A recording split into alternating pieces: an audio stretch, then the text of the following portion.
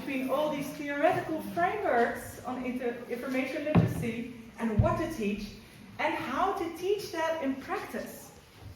So today, me, Josien Boetje from Utrecht University of Applied Sciences, together with Esther Zeedijk, also from the same university, will aim to bridge that gap, or at least help you with some ingredients to build that bridge. So we already gave you a little handout there, which we will refer to later in our talk. So we base our research on the term information problem solving. We will treat it as a near synonym of information literacy, so we will use both terms throughout this talk. The model you see here is actually an update of the IPSI model from Brand Gruwelt al, that also Klaas-Jan showed us yesterday, but we adapted it for the AI era. If you would like to know more about that, we actually made a video of our talk at the early conference. It's still under peer review, so don't share it yet at Computers and Education. But basically, the basic steps of information literacy stay the same. So you recognize them from other frameworks, like define the problem, search for information, select credible or relevant information, process that, and also we added the phase synthesize, which becomes even more important now with AI, that involves comparing and contrasting information and also verifying information with other sources to finally create some form of final information product. And regulation is central because you don't do it once, you probably prompt and reprompt all the time, so you regulate the process throughout. So, hey, it doesn't work. You might think, help! Another model of what it is, because we have so many. We have the ACRL, maybe some of you are familiar with the DIFCOMP, that is the European Framework for Digital Literacy, which also has a part on information literacy. Then you have UNESCO standards for media and information literacy. But how to teach it? I mean, Amanda yesterday already gave us a nice way, a translation from the framework to practice. But how should we translate these frameworks and actually teach it?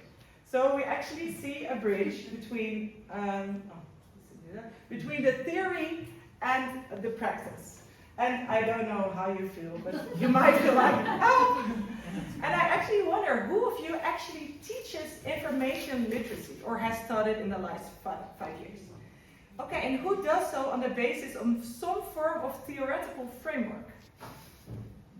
And which of these frameworks are actually related to how to teach it? Oh, only a couple. Yeah, because I think what this shows is we have some frameworks on information literacy, but not too many on how to teach it in practice.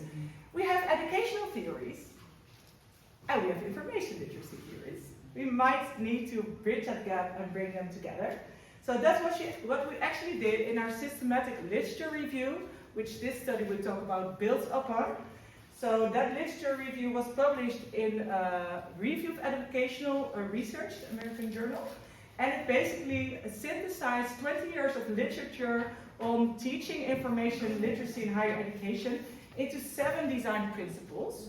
So at the heart of the model is creating an authentic and relevant learning task. So we are in education, so for teacher it could be creating a new lesson based on online information, for example. That's the heart.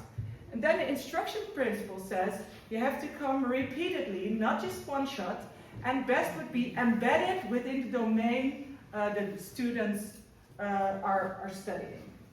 The third principle is well known from educational science, but also we have evidence here, modeling. So explicitly model the process. So not only the end results, oh, you have a good list of references. No, how did you get there? How do you evaluate information? So if you think aloud as a librarian or as a teacher, while doing that, that really helps the students.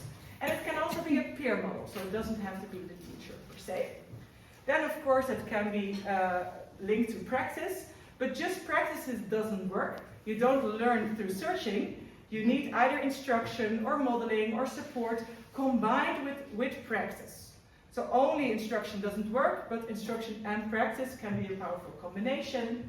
Then we have 5, the interactive learning activities, such as playing some games or really doing some hand-on activity in class.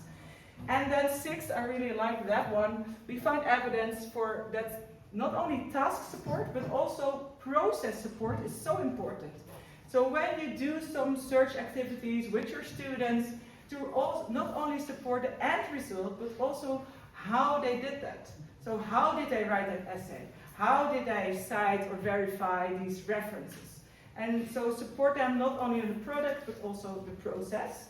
And also 7, to give them feedback on that. Could be very short feedback in class through quizzes, or really feedback on their information problem solving process. So that was the prior research, but then we thought, will librarians and teachers, will it reach the practice? Is this enough to go to practice, or are there maybe some practical barriers? So that's why we, based on the technology acceptance model by Davis, we adapted it for this study to see what is the perceived ease of use and usefulness of these design principles, and are they actually used in practice? And then we wanted to know what external variables influence these perceptions of the librarians.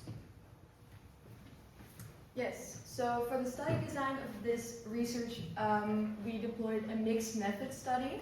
So we took 61 librarians and we put them into 5 focus groups, and we first gave them a questionnaire where they had to rank each principle on how useful they think the principle is, how easy it is to use, and whether they actually use it.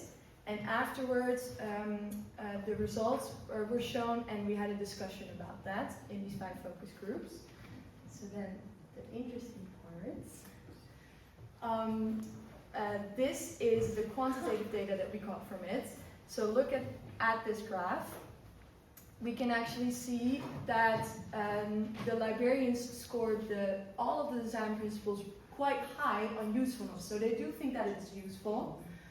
But the ease of use and the actual use are quite much lower. So there is some sort of barrier where they do think it's useful, but they don't actually really put it into practice. So what are these barriers? That is something that we try to look for with a thematic analysis of the qualitative data that we got from the focus groups.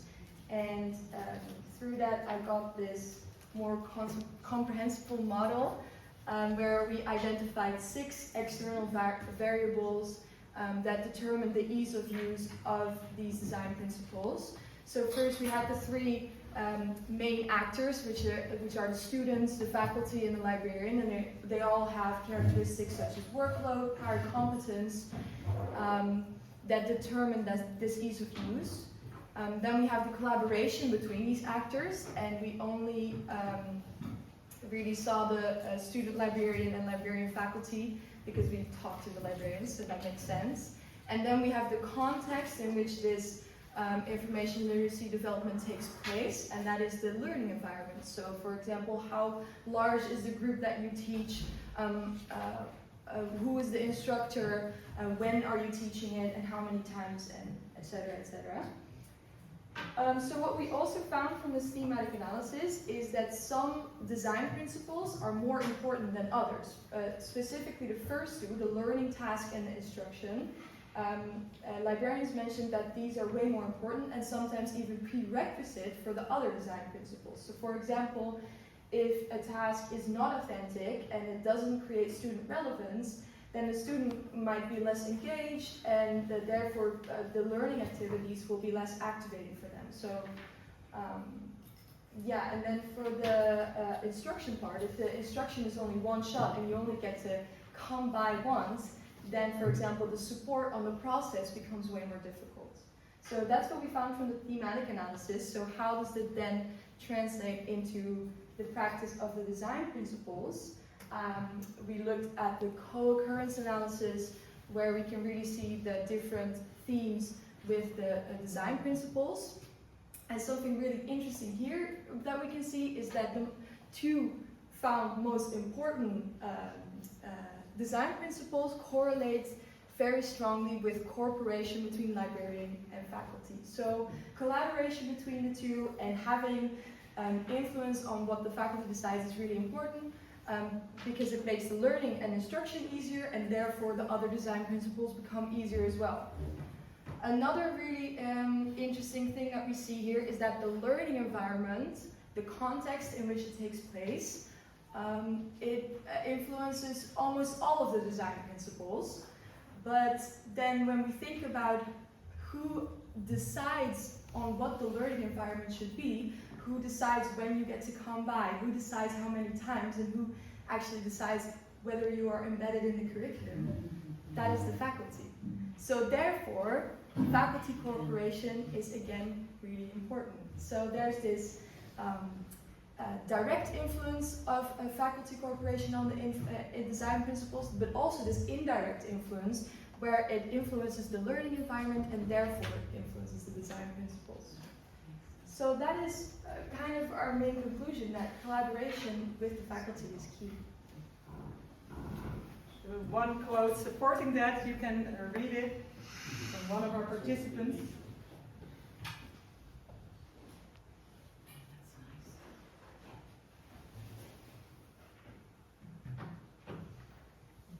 Maybe that participant is Harry. Harry is here or no? No. He was actually one of our participants in the focus group, so I don't know if that's you. It was anonymous. Yeah. But what this quote nicely illustrates is that you really need each other. The faculty also needs the librarian. It's everywhere in the learning goals for higher education. Information literacy is there. But it's not always enacted. And the teachers need the librarian's expertise, but also the other way around.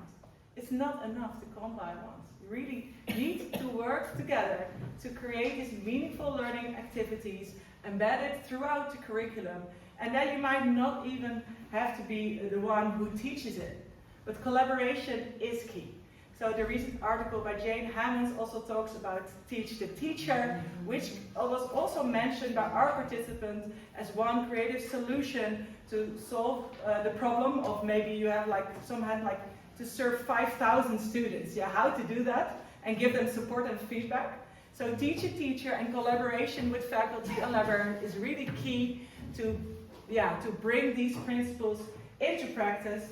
But that's not enough, because of course that requires some institutional support in terms of time and also facilitating the space to create these encounters between the librarians and the faculty, because now in our context for most librarians it was usually an individual endeavor to make contact and to have these relationships. I did hear from many people that in France there was some meetings of these duos coming together to work on their curriculum. So that could be a very nice national practice, even make a hackathon out of it or something. But we should really work on that, because we need each other, all layers, the management, the faculty, the librarian. But maybe that's not all, if you think about the future of teaching, information problem solving, information literacy. So we need this cooperation, but we also really need the students. And I really like that from the comments before. We need the student voice. I mean, it's them we want to teach something. So we really need to know, what will help them, what is relevant and authentic and engaging for them, while still maintaining the goals we want to achieve, of course. But then, of course, what would be on top? We can probably guess. Maybe AI is also an actor in this. Like AI can maybe provide some guidance and feedback. If we make custom GPTs on information literacy instruction, it might provide some guidance while the students are working, often at home, at their literature reviews, at their theoretical frameworks, for example. It can be, it can support maybe, and of course we also teach about AI, but I think, it's an actor maybe in the teaching of information and literacy in the future. You already saw some QR codes during our talk. So we are really eager to hear your questions and to collaborate together. So the systematic review, which is also in your handout. On the back side of the handout, you also see the 79 principles listed, the full text. We also did some AI there in the methods for screening. So if you're interested, you can also look at that if you're into systematic literature reviews. And maybe together with you, we can publish something about teaching critical AI use or using AI as a pedagogical agent in information literacy instruction. We're currently working on this chatbot, Criticals, which will help students to reflect on their AI use. And we're developing some rubric for human AI agency during information problem solving. And a self-assessment test for teachers, so many ideas. So yeah, we're really happy to hear your comments, your questions, and to work together. Thank you.